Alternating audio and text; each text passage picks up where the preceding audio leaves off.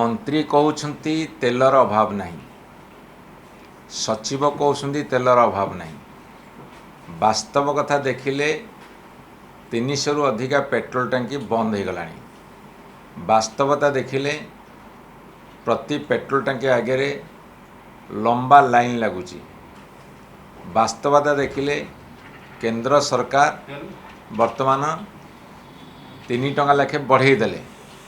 ए सब कथा को जदि मिसई दबा मिछ कोटा वास्तवता कोटा सेटा अपन माने जानी परिबे। प्रथमे अभाव अभाव अभाव कही कि गोटे धारणा सृष्टि करागला सारा देश रे जे युद्ध जोगुर वर्तमान तेलर संकट देखा देछि, अभाव पड़ी एवं 5टा प्रदेश जो निर्वाचन सरीगला एपटे अभाव अच्छी बोली दर्शागला, सेपटे तैल कंपानी मानकु साहाय्य करने जो माने निर्वाचन चांदा दियंती भारतीय जनता पार्टी खर्च उठाती से मानकु अधिका मुनाफा देवाई और से भागीदार होगापाई तेल दर बढ़ेले। एला प्रथम कथा। द्वितीय कथा हूँ यहाँ गोटे सुचिन्हित प्लान। ये जो प्लानटा से माने कले से प्लान बल से माने बढ़ेले।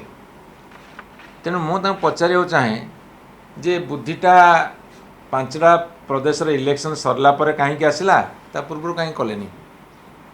जो कथा प्रधानमंत्री कहले एते सचेतनतार वार्ता बांटिले, निर्वाचन रैली रे तो शह शह जगह जाकि मीटिंग कले, सेठी मध्य ये लाइनटे जोड़ी दे थांते, सेठी लाइन जोड़िलेनी।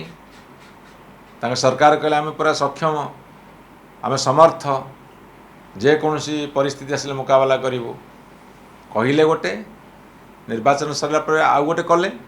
तमर भूल नीति जोगुर सारा देशवासी परिणाम भोगुछंती, तमे दायी कर जनसाधारण को।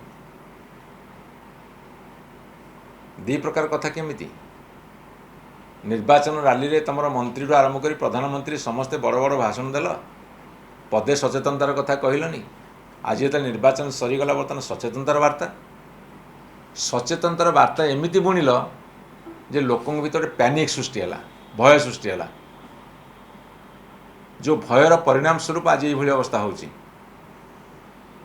3 मास तलू 4 मास तलू जापान, ऑस्ट्रेलिया, चाइना टू आरंभ कर यूरोपियन कंट्री पर समस्ते तांकर प्रिकॉशन नहीं जाइछंती। तमें अनेक वर्ष इलेक्शन पे प्रिकॉशन नेलनी, बर्तमान सुजोग अच्छी भी तुम सस्तार तेल आनिया रोषिया पाखु ता भी तुम से सुजोग सदव्यवहार करूना। जी प्रतिवाद कर प्रतिरोध कर से देशद्रोही करदेव। तुम एकमात्र देशप्रेमी, एकमात्र देशभक्ति तुम पाखे अच्छी। अन्य को दोष देवा पूर्व निजर दोष को परीक्षा कर एवं अंतत भाव पूरा सत्य न कहले भी अर्ध सत्य स्वीकार कर, आम खुशी हबू।